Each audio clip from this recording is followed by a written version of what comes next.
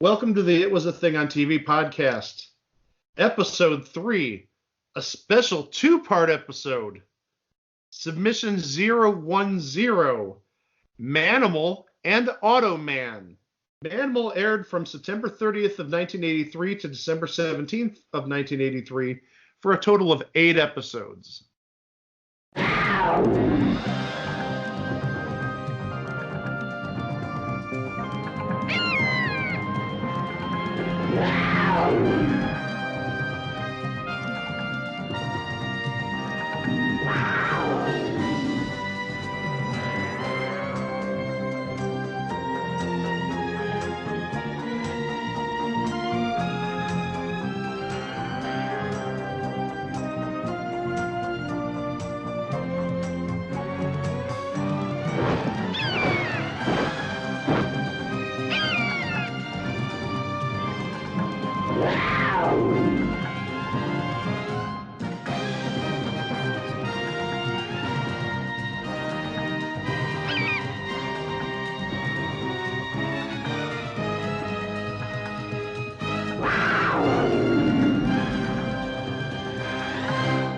Manimal. Wow! Minimal.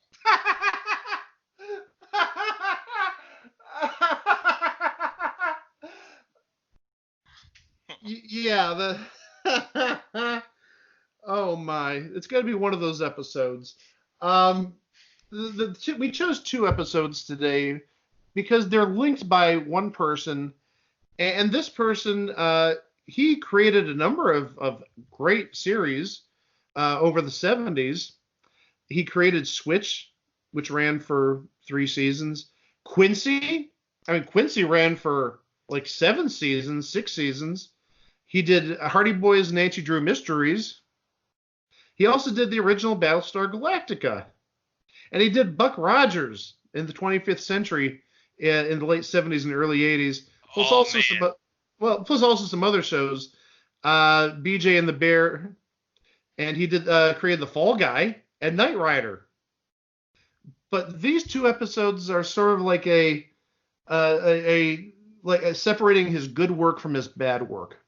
His good work also included being a producer on Magnum P.I., produced some of the $6 Million Man, produced, who said The Fall Guy? Simon he created too. But after that, starting in 83, there's a whole lot of shows that he produced primarily that would be fodder for this podcast. Manimal, Automan, Half Nelson, Cover Up, not the Price is Right game, One West Waikiki, Team Knight Rider, possible future episode there. He did produce the Battlestar Galactica from 03 to 09 on Sci-Fi, so we'll give him a little bit of credit there. But yeah, this is like a line of separation from good and bad. Pre-83, good. Post-83, not so good. And we're going to talk about 2 of those shows from 83 today. First, we're going to start with Manimal. Or I should say, Manimal. No, it's wow! Minimal. I can't do that voice. I'm sorry. Mine's more like a little kitty cat, not like a panther or a jaguar. So, Greg, what do you have to say about Manimal?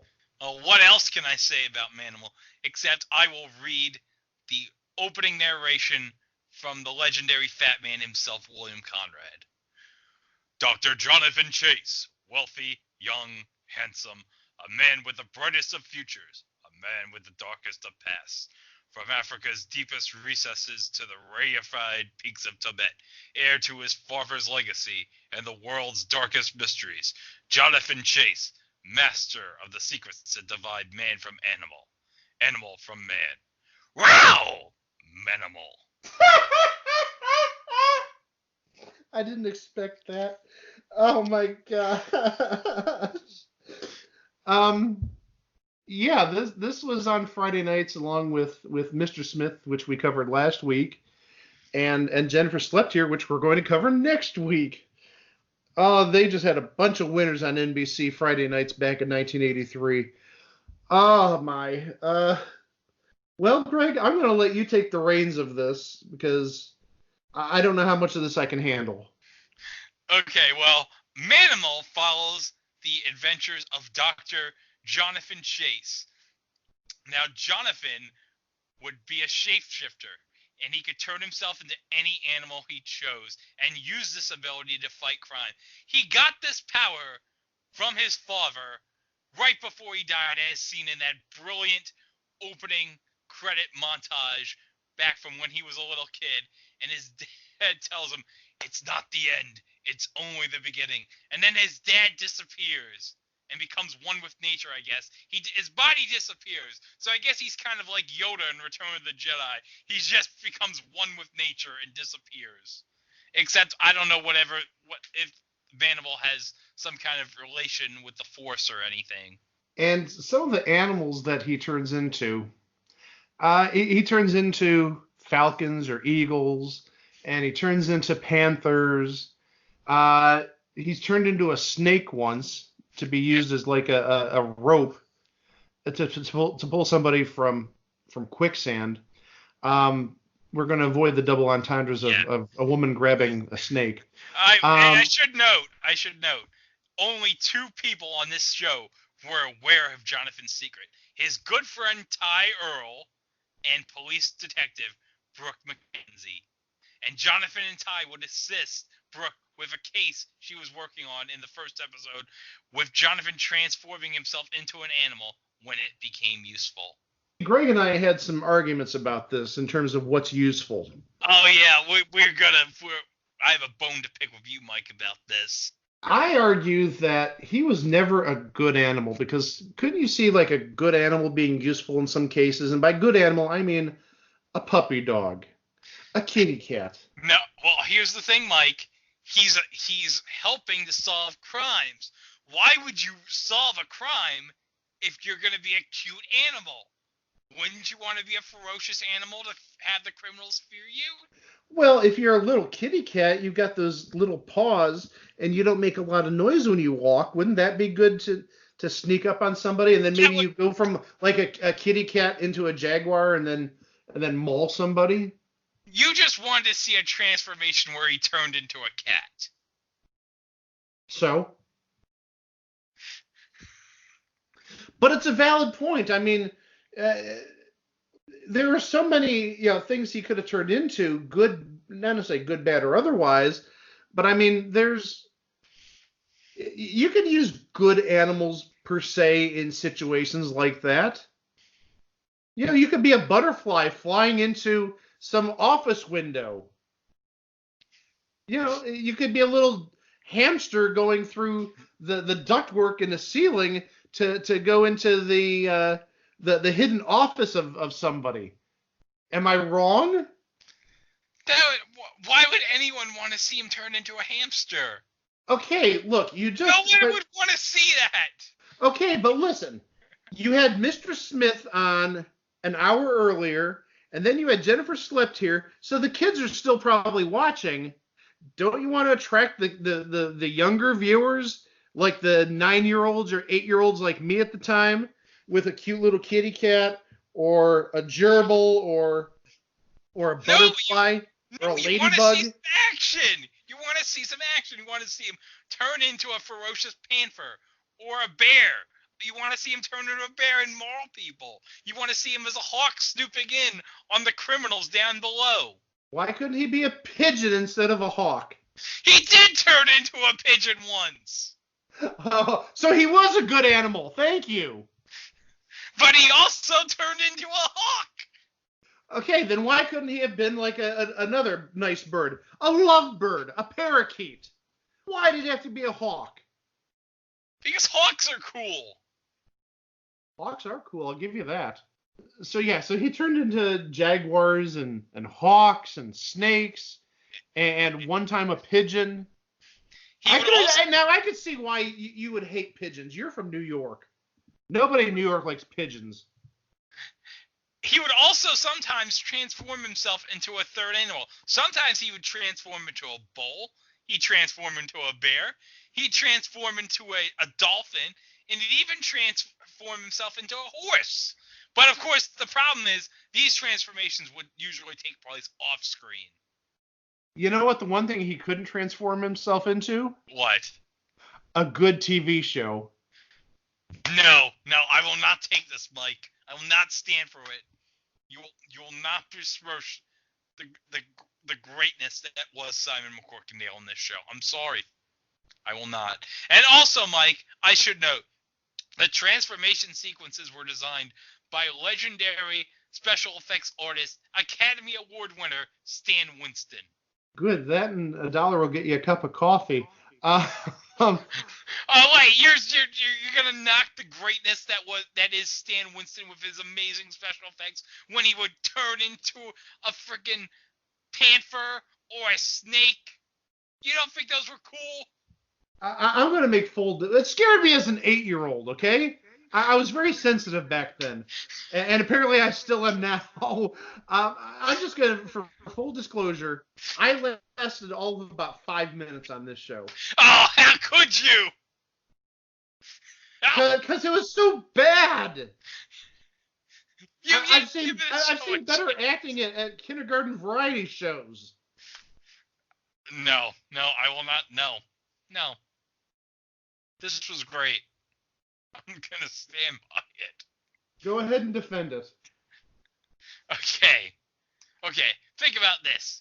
You have a rich man, Dr. Jonathan Chase, trying to solve crimes with a police detective and his best friend. And he could turn himself into any animal to stop crimes. Okay, let me read to you some of the plots here. First episode, a group of thieves devise a plan to hijack a shipment of nerve gas. So he teams up with Detective Brooke, and he knows the secrets of man and animal, and he's trained in an African technique that allows him to transform into different animals. I mean, come on, what more do you need? And then the second episode, he tries to stop a Bulgarian ambassador who hides behind his immunity stash to smuggle illegal goods into the country. Those are bad people, those Bulgarian ambassadors using their immunity. One thing I've noticed just in those first 2 episodes, there's a lot of illegal smuggling going on. Well, in the third episode, while being interrogated by Russian agents about the location of a list, a man dies from a truth serum drug. A note and $2 million are left to his daughter, and Jonathan, Brooke, and Ty must protect the man's daughter while trying to locate the list before Russian agents do. I think that's the episode where I saw the last 5 minutes and just said, nope, I give up. Nope, can't do any more. That was your problem, Mike. You watched the last 5 minutes. You did not watch the entire episode. No, I lost it when the agents or whatever, or whomever were in some sort of shack near water, and there was a circus nearby. Somehow there was an elephant trainer with an elephant nearby, and apparently Simon McCorkindale's character, Dr. Jonathan Chase. You see, that's how much I remember about this stupid show. He like coerced the elephant to push this hut or shack or whatever into the water. He didn't even transform into the elephant. He said, hey, Dumbo, go over there and ram your head through the wall of that shack and push it into the water. All right, now we get to the best part, episode 4. After a girl is found living with wolves in the forests of India, she is the topic of discussion at a local university where she is being held, where an attempt is made on her life. Dr. Jonathan Chase takes her into his care and protection. Her identity must be found in order to discover who it is that is trying to kill her. Now, a fun fact about this episode. This episode, episode 4, Female of the Species, has an identical storyline to a 1986 episode of The Wizard titled Endangered Species, as well as, Mike, a 1994 episode of the same name in Thunder in Paradise, starring Hulk Hogan. Oh, spoiler, that's on our list of shows to cover. And what do those 3 episodes have in common? They were written by Michael Burke and Douglas Schwartz. And a fun fact, Michael Burke you may best know as the creator of Baywatch. Which makes me wonder why they didn't use this plot in Baywatch. Pamela Anderson could have turned into a jaguar to protect this young Indian girl. Oh, that's a totally different spin-off. I quit. Maybe David Hasselhoff could have turned into the jaguar. Episode 5, we have an episode called High Stakes, where a horse trainer recognizes her stolen horse in a race while Jonathan helps her try to recover it. Sadly, the special guests in that episode were not Mike Francesa and Secretariat. Hoss. Episode 6, Scrimshaw. While at the beach, Jonathan and the others discover a scrimshaw, a rawless tusk with carvings on it, in the clutches of a skeleton. They begin investigating at a local bar where they encounter someone who has been looking for it for their whole life. And it's the guest star on that episode is Mino Peluche, who would be best known for the 1982 NBC series Voyagers. Another possible episode in the future. Hint, hint, hint. Yes. Episode 6. Mino Pelucci, yes. I was not... Hey, Voyagers was 2 years before I was born, so cut me some slack. Breath of the Dragon, Episode 7. Jonathan, Brooke, and Ty must stop a criminal who extorts money from businessmen in Chinatown while posing as a superstitious icon known as the Dragon. There's a fun fact about this episode, which I'm going to mention. Well, I will mention it. Well, I'll mention it later when we get to the second part of the episode. So, and the final episode, Night of the Beast, Episode 8. While on a well-deserved vacation, Jonathan, Ty, and Brooke get involved to thwart an attempt by a syndicate boss to illegally take over the town of Birch Hollow in order to legalize gambling and build a large casino. Boy, now I know why Manimal got canceled. Those thrilling plot lines. I mean, they could have had a crossover episode where they brought on Mr. Smith. You know, Mr. Smith like tried to save the country from like nuclear war, and Jonathan Chase turned into an orangutan, and I don't know what they would have done as an orangutan, but I'm surprised NBC didn't go down that route because they promoted the living dickens out of Mr. Smith. Yeah, you tell me. I mean, God, if that had happened, I bet you both shows would have had a 5-year run. I guarantee it. Oh, they would have both seen 1984, I'm sure, and then it would have been promptly canceled in 1984. The character of Manimal would come back later in 1996 when Glenn Larson resurrected the Jonathan Chase character on a crossover of his 1990 series Nightman. In that episode, Manimal's traditional practical effects transformation was abandoned in favor of CGI sequence.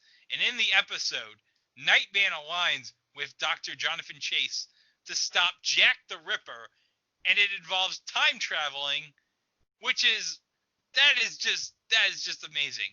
Manimal, time travel, Jack the Ripper. Oh man. Sadly it's in an episode of Nightman, which sucks, but I mean still, you do get Simon McCorkindale back as Dr. Jonathan Chase, and that is fantastic.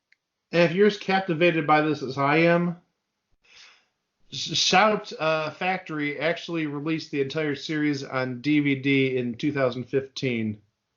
Yes. And Greg did send me a link maybe about a week and a half ago. It's on Amazon for I think $22. Yeah, that is money well spent. Oh my goodness!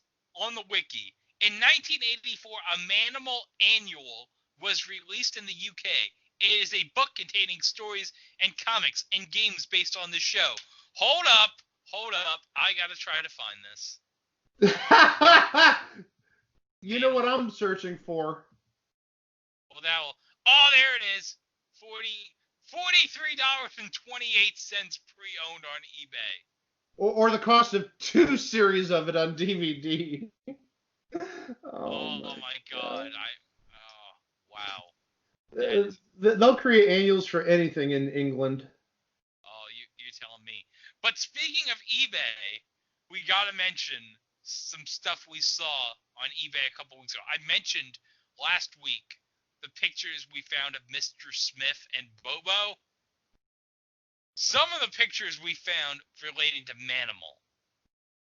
We have this amazing picture of Simon McCorkindale holding a falcon like he's the falconer's dad.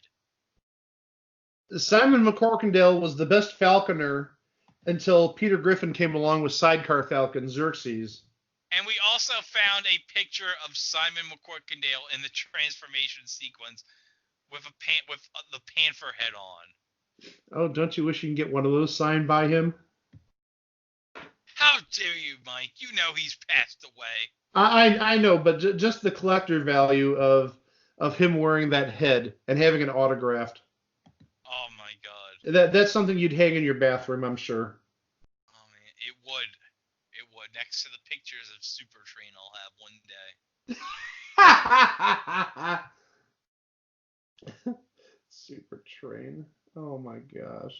Now so yeah, needless to say, yeah, they like taking pictures of Simon McCorkindale with a falcon.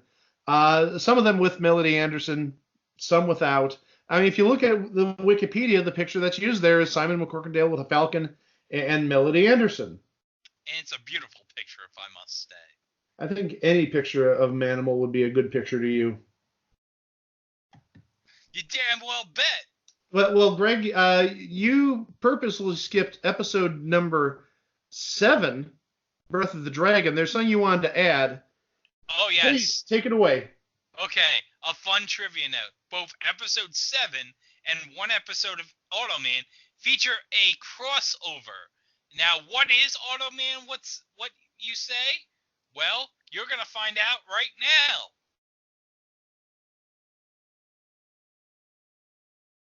Part 2 of this episode, Automan. Automan aired from December 15th of 1983 to April 2nd, 1984 for a total of 13 episodes, one of which did not air.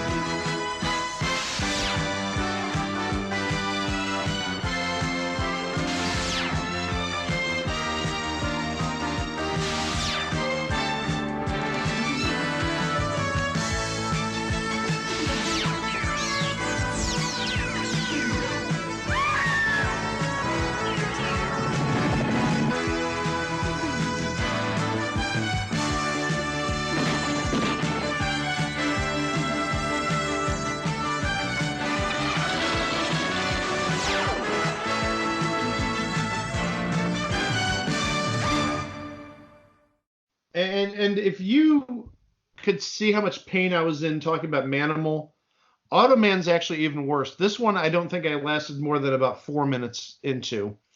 And I was just like dabbling. I wanted to see what it was. And I have a lot to say about it. But again, I'm going to defer to Greg to begin with. I want to hear his thoughts. Automan follows the adventures of a police officer and a computer programmer named Walter Neberger, played by Desi Arnaz Jr., and he has created a crime-fighting program which is made up of AI that generates a hologram played by Chuck Wagner, who is able to leave the computer world at night and fight crime. So it's kind of like Tron, but with crime fighting.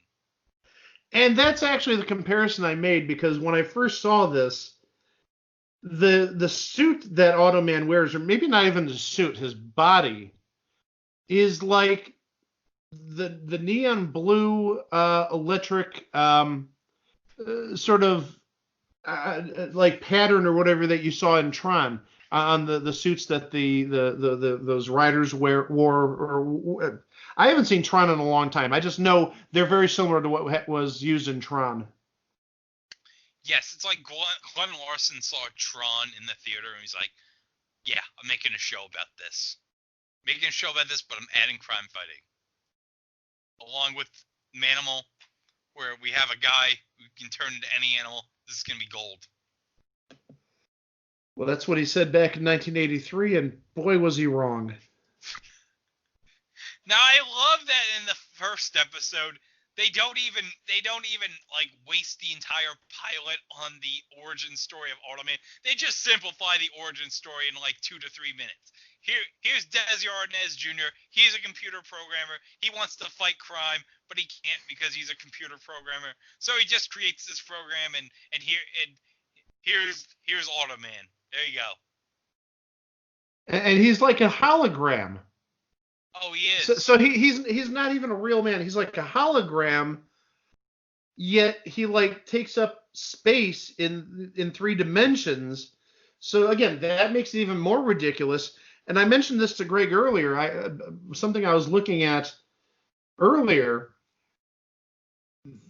He could dress up in a suit, and you see this little ring of blue around the around his neckline, which is his hologram body. But also, how does a hologram wear a suit? Well, he puts the suit on, doesn't he? Okay, but the thing is, how does a hologram wear a suit?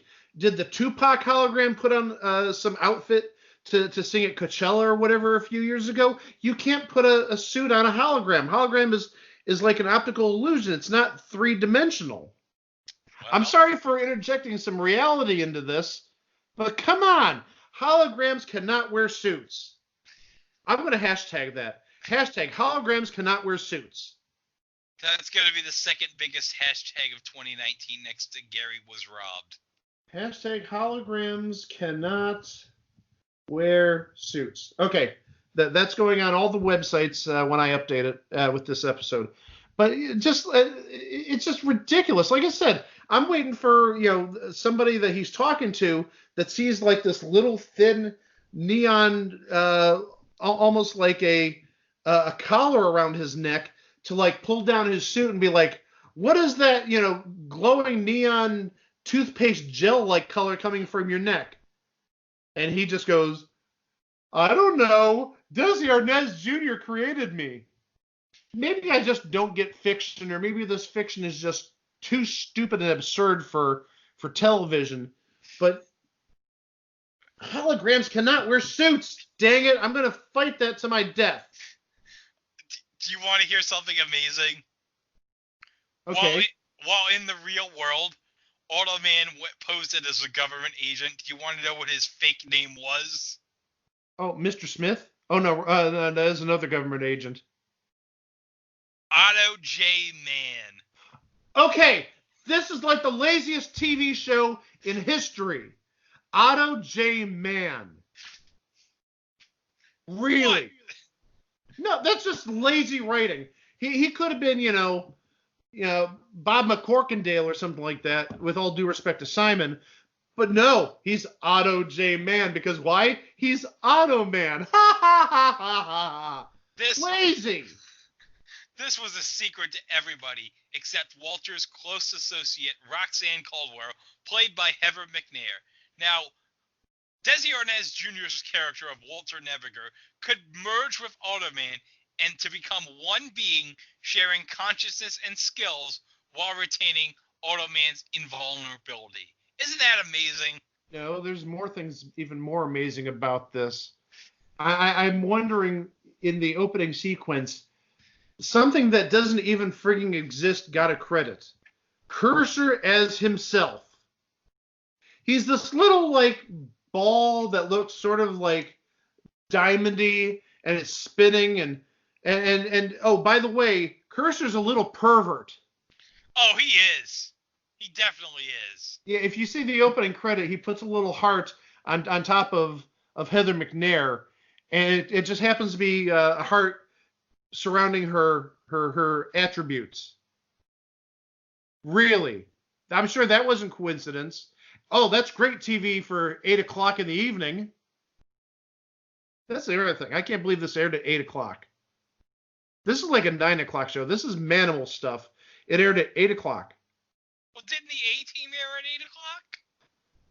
The A-Team didn't have a perverted little cursor. The A-Team had Mr. T. Yeah, but it still had loads and loads of violence. That's worse than A perverted cursor? well, in 1983, yes. But he was doing good. He was. He was fighting for America. What was Automan doing? He was turning into a car with Desi Arnaz. Somehow they integrated together. Their DNA turned each other into a car, and they made ridiculous, impossible right-angle turns. No, this doesn't turn like a regular car where you've got to turn a little wide, and it's actually like a curvy turn. No. They did a solid right angle. All like from Tron with those racing cars. If you've ever played the Tron video game, you know what I'm talking about.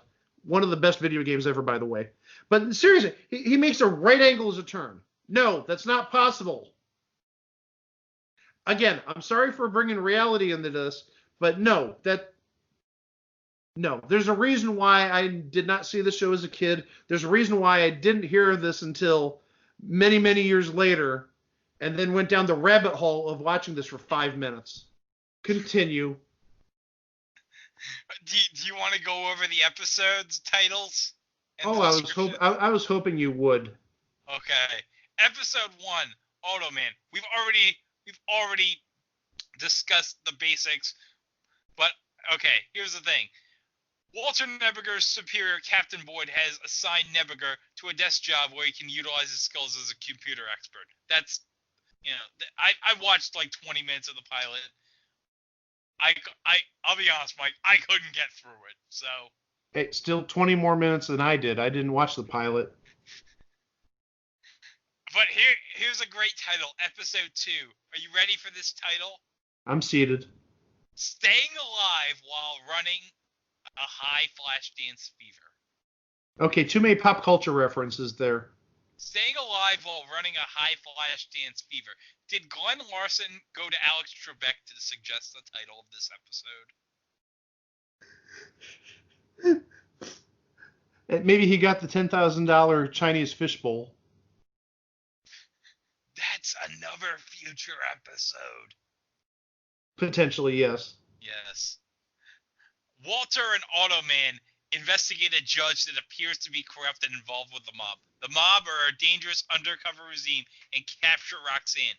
They bind and gag her in the back of a car before Automan eventually rescues her. Oh boy, they bind and gag her. That, as you said, Mike, that's riveting for 8 o'clock for the kids. That has never been used before. Nobody has ever been gagged and put in the trunk of a car. And to figure, Automan rescued her in the end. Episode 3, The Great Pretender. When a truckload of paper the government uses to print money is hijacked, Automan, with the help of Cursor, poses as a rich criminal, competing to undermine the existing network of a known criminal dealing in counterfeit money. Now here's the first cameo, the first crossover with Manimal. Part of the scene on the taxi cab was reused from the TV series Manimal Episode 2 Illusion. So here's the thing. Both sequences use a sequence involving a shady cab driver who has a car bomb. Now, in the Automan part of it, when the cab driver is getting out of the car, you can freaking see, if you pause it, the silhouettes of the girl and Simon McQuirkendale from Manimal. It's like they didn't even bother with the continuity in recycling this goddamn scene. I'm more trying to understand how Automan and Cursor sort of integrated and turned into a rich criminal. I'm wondering why Cursor had to be involved, what he brought to that proceeding to help Automan become a criminal. I mean, Automan is already a man. I mean, he just needs to take on an evil persona. I mean, is that what Cursor did? He put evil thoughts into Automan's mind. Again, the logic just baffles me. What if there was an evil Cursor? Like there was a good cursor and an evil cursor. You're complicating this way too much for this time of night. It brings us to episode 4, Ships in the Night. Walter and Otto fly to San Cristobal to investigate the disappearances of Americans. They discover a man aided by the local authorities that lures investors in order to kill them and take their money. Okay, at least that's sort of realistic because of all the issues that have been happening in like Dominican Republic or Haiti or whatever. But that's kind of creepy. Episode 5, Unreasonable Facsimile. Automan and Walter attempt to solve the murder of a businessman and the crash of a police helicopter. Automan begins acting peculiar after watching soap operas on television. Well, wouldn't you? Exactly. Don't we all? Episode I just want to say, Automan should have been watching the game shows. Wouldn't that be funny? Automan, he could turn into like the Joker's Wild Slot Machine. Now, I'm just saying, I just want to throw that out. I mean, that might be peculiar, but that would be funny. He just automatically spins 25, 75, 50. Never mind, go on. What if to scare criminals he became like the dragon from Tic-Tac-Toe? Roar! Why did my dragon sound like Yoda? Yes! Dragon I will sound like. Yes! Manimal's dad with me. Yes! Episode 6. Flashes and ashes. Walter's friend and fellow cop Frank Cooney is killed during the theft of police weaponry. But when the Internal Affairs agent believes Frank was involved, Walter is suspended when he and Otto interfere trying to prove his friend's innocence. Man, that is just unbelievable. They think that, oh my god, that is just unbelievable. You have nothing to add about episode 6, Mike? I have one thing to add about this entire series. Oh. What is it? It's coming in a couple episodes. Oh, okay. Episode 7, The Biggest Game in Town. Automan and Walter attend a computer game convention where they must track down Ronald Tilson, a computer genius who has programmed computers to cause disasters that will kill people unless he gets $10 million. That's the plot of Superman 3. It's also the 1984 version of ransomware. I just wonder if Automan went to a computer game convention, might he fall in love with like Miss Pac-Man? And what would Mr. Pac-Man be? What would his reaction be? Wasn't the Pac-Man cartoon on ABC at this time? I do believe you're right about that, yes. They could have had a crossover with the Pac-Man cartoon. Episode 8. Renegade Run. When Walter investigates a crooked sheriff who is using illegal immigrants for manual labor, he and a friend are put in jail. Automan teams up with a motorcycle gang to free him. I have nothing to say about this because everything is just going to lead back to what's happening nowadays politically. Yeah, good. Let's move on from that. Episode 9, Murder MTV. Walter and Automan investigate an apparent attempt to kill the members of an all-female band called Sweet Kicks, but their investigation is hampered when the father of one of the women seeks assistance from a crime syndicate. This episode's title references MTV. No, are you kidding? I would have guessed VH1. If I saw this episode, I would actually say, I don't want my MTV. Oh, here we go. Episode 10. Murder Take 1. And you're going to have a lot to say about this, Mike. I just know this. I have some stuff to say. Former movie star Veronica Everly is a suspect in the murder of gossip columnist Ray Gillette. However, when Automan discovers that a Hollywood producer had a greater motive for murder, he goes undercover as an actor to catch the real killer. Okay, this is one of the 5 minutes that I saw of this insipid show. I was actually doing show prep, and I went through the people who guest starred on both of these shows, and I found that a very familiar name was in this episode. someone by the name of Peter Marshall. Yes, the same Peter Marshall that hosted Hollywood Squares. I went to the episode to see how much he played. He did play this Ray Gillette, the murdered gossip columnist, and he's on screen for just about 70 seconds. He's leaving some sort of a party, gets into a vehicle, drives home, gets to his front door, and bang, bang, bang, bang, bang. Peter Marshall's as dead as the reel-to-reel picture show. Which may or may not be something we cover in the future.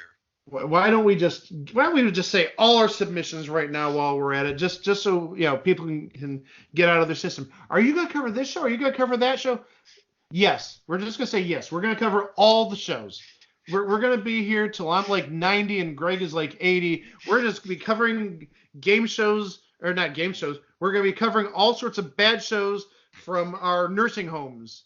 They're gonna be giving us like bedpans and stuff while we're doing this, because we may be peeing ourselves laughing. But yeah, we'll be here doing like every crappy show in the history of television. We'll even create our own crappy shows because we're going to run out of them. We're going to say to the nurse, you think this is bad? You should have seen Whitney. Oh, I don't think we have that one down. I think I need to add that one to the list. Oh, Jill, no. Do I really have to watch Whitney? You brought it upon yourself. You're the one who mentioned it. Oh, jeez. What have I done? You've given me another submission. That's what you've done. All right. Episode 11. You're not gonna believe this, Mike. Zippers. Zippers. Okay, that might be the worst episode title ever. Zippers. Okay. Wait till you hear this. Wait till you hear the description of this. Zippers. Okay. Automan goes undercover as an erotic dancer at a ladies only strip club. Automan goes undercover as an erotic dancer at a ladies only strip club. Okay. Forgive me, I'm actually going to see if this is online. Oh my god. Oh my gosh. Okay. It's online. It's in Spanish though. Who cares? Oh. No, I don't know why I'm looking at this. Jeez. Now entering the stage, ladies, it's Automan. Okay. So I think he's dressed as a police officer, but the thing is he has blue lightning bolts on his back and on his shoulders. So it's like, you remember what I said earlier about you could see like that little collar of blue on his neck when he wore a suit? Yes. It's the same color blue these lightning bolts are. So I don't know if it's like peeking through the suit but you could still even see the neon blue ring around his neck. I mean, his shoes are friggin' neon blue. Oh my gosh. And he's just dancing, wiggling, shaking. I mean, he's wearing his clothes. Wait, he took off his shirt. What the hell? What the hell? He took off his shirt. Mike, would you... So now he's that entire, Crest sparkly toothpaste blue all over his body. Okay, but he's wearing pants still. He just took off his shirt. And all the ladies, they're not suspecting anything. Oh, look at the Tron creature dance for us. No, they're all, dancing to the music, all laughing and stuff. And he just took off his pants. Oh my gosh.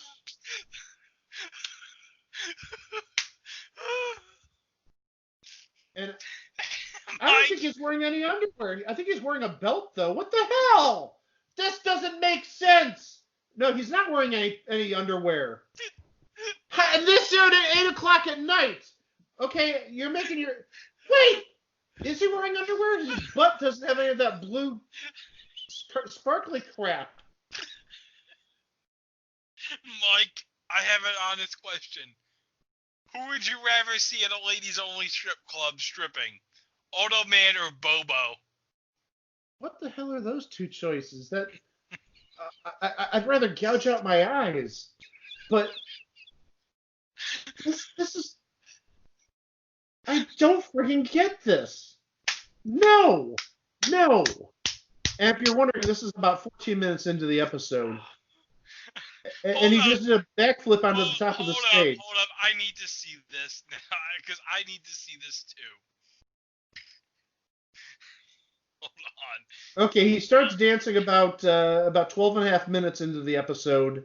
It's a good thing that it's a good thing Chico's not here watching this. He would already be 1-800-235 dead. Yeah. 14 minutes, you said? It starts about 12 and a half minutes in. Oh, okay. He takes off his top at 14 minutes. Okay. And then he takes his pants off at 14:22. Hang on, I'm watching this on. Oh my god! He's got lightning bolts all over his suit. That's what I'm saying. He has lightning bolts all over his suit. Oh my god. He's shaking his moneymaker. Oh my god. Well, how do we know he has a moneymaker? He there's nothing showing there when he took off his pants. Oh my god! He's the dancing. Oh Jesus. Oh. Oh, and then he returns to the stage at about 39 minutes and 35 seconds. Oh, let me just skip ahead here. And I think I saw Walter run into his body, so it must be Walter merging with him. Which I'm not touching that with a forklift. Oh no, he's actually fighting them on the stage, but he's wearing that the suit with the blue lightning bolts on it. Oh, that's incredible. No, that's another show on ABC. Oh. You know what? It needed a guest starring spot from John Davidson when you think about it. This show needed a lot of stuff. I don't think John Davidson could have helped it. I think he could have.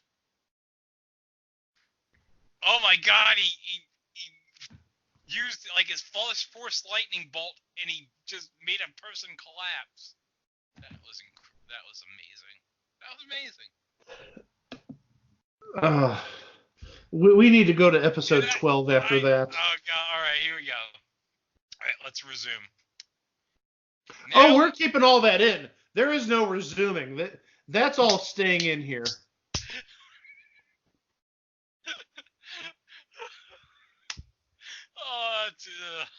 Edit points can go to hell right now. That's all staying in. And I thought it would peak with Manimal, but this is even better. Well, you said zippers, and that's where I lost it. Episode 12, Death by Design. When a ruthless crime syndicate kills one of Jack's best friends, Automan poses as a vigilante cop by the name of Mad Dog, who is out for justice.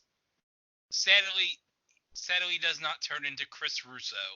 You see, the first thing that came to my mind was Mad Dog McCree, the game for the CDI and some other systems. Oh my god, that terrible Wild West shooting game. Yes. I remember back in the day they would have it displayed at like CompUSA, even back like in 1994. I knew it was terrible. I don't have it, sadly, and I'm not planning on getting it. Oh, they made a compilation on the Wii like 10 years ago of Mad Dog McCree 1 and 2. There was a 2. Oh my gosh. And now, thankfully, Mike, we get into the final episode. Hallelujah. And this one did not even air until it was rebroadcast years later on the Sci-Fi Channel. So this is the one that didn't air originally, but aired later. Okay. Club 10. The exclusive Club 10 resort is a center for diamond smuggling. When Laura Ferguson stumbles on this secret, she manages to put an SOS call to her old friend Roxanne before being taken prisoner. Roxanne, Walter, and Automan are soon on the trail of the missing Laura, unaware that they themselves are being trailed. What a thrilling series. Thrilling. Riveting. And one more note I should mention that ties back to Manimal. Both episode 7 of Manimal and one episode of Automan feature a crossover element. Both Walter and Dr. Chase can alternately be seen in the background of a scene in each show as they were shot at the same diner. Well, unfortunately, we did not get an epic crossover between Manimal and Automan. It would have been like the Practice Ally McBeal crossover of its day on two different networks. It would have been Automanimal. Could you imagine? Oh, What would happen if Automan and Manimal actually like crossed? Because Automan, well, he turned into a car with Cursor. Does that mean that he ran over Manimal and Manimal was roadkill? I don't know. The possibilities are endless. Oh, and just like Manimal, if you want to see this on DVD, and heaven help you if you do, it is on DVD. And believe it or not, it is actually released the same day as Manimal on DVD. November 10th of 2015. 4 discs featuring all 13 episodes, plus bonus features in case you can't get enough. Well, I'm almost tempted to go on Amazon right now and see how much it's going for because I have too much time on my hands and too much Amazon credit in my account. Oh, you're not going to believe this, Mike. There's a Commodore 64 Automan video game. No. I'm not surprised, but no. 1978, by the way, on Amazon. So for under $20, not including shipping or taxes, you can get Automan the complete series. And Greg, I'm not touching this one with a forklift. Well, that's your loss, Mike. No, I think it's my gain. I don't think it's my loss. But not only was there a video game released, now this is mostly in the UK, but action figures were released, Halloween costumes, a toy auto car, and a novel of the pilot episode. And then here in the USA, there were a number of toys based on the show that were to be sold in supermarkets, including toy print sets, money sets, binoculars, etc. Can you imagine having Cursor on your currency? That doesn't even deserve a response. Again, it. We don't know if Cursor is a he or a she, even though it's credited as a he in the show. You know, we weren't in such politically correct times. Cursor is an it. It's. I'm done with this show. Seriously. Greg, do not gift me Automan for Christmas. I will send it back to you with some hate notes. Fine, I'll send you Manimal. I'll send you. Don't press your luck. Oh, I will end this podcast right now if you try such stuff. No, like I said, 5 minutes of Manimal, 5 minutes of Automan, and that's when I clicked off of YouTube and said, screw this. This is a Greg show. I can't do this anymore. Man, if you're angry about Automan and Manimal, you're going to be really pissed about 10 episodes from now. And Mike, to tie it back into episode 1 of the podcast, you're not going to believe this, Mike, but Chuck Wagner was one of the guests on the Match Game Hollywood Squares Hour the week of April 23rd to 27th of 1984. Yeah, you know, it's kind of funny. Automan had been canceled by then. And do you know who was on the panel that same week as Chuck Wagner on Match Game Hollywood Squares? I have no idea. Leonard Fry was on the panel that week. You mean from Mr. Smith, Leonard Fry? Do you think Gene Wood still introduces him in April of 1984 as from Mr. Smith, Leonard Fry? I guess we'll have to find out in maybe about 4 or 5 months. But guess who else was on the panel? Your favorite bimbo, Lydia Cornell. She's not a bimbo. She was a college student on Too Close for Comfort. Take that back. I just wanted to see the reaction you'd get. I will defend her to the death. She played a classy, smart college student. Yeah, you're right. We all know the real designated bimbo of the week that week is Phyllis Diller. Absolutely. With those wild wigs she wore back in the 80s, absolutely. She was a little trollop back in the day. Ugh. Now we're going to get sued by Phyllis Diller's estate. Yay! So that puts a wrap on this Glenn Larson two-part episode, Manimal and Automan. Or maybe we should just call it Automanimal. Next week we're going to have our first special guest. I won't say who it is, but it's somebody who has all the episodes of this series on DVD, and I'm sure this person will give us some great insights about the NBC comedy Jennifer Slept Here with Ann Gillian. Remember, you can find us all over the internet. We are on Facebook at facebook.com/itwasathingontv and on Instagram at instagram.com/itwasathingontv and Twitter at twitter.com/you got it, itwasathingontv. And we're on Tumblr at itwasathingontv.tumblr.com. And if you just want to go straight to the home of the podcast, it's itwasathingontv.podbean.com. So until next week, when Greg and myself delve into Jennifer Slept Here, we'll see you later. Thanks for listening. Bye-bye. Wow! Manimal.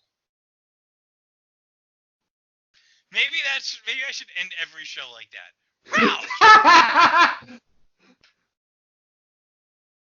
Wow! Jennifer Slept Here.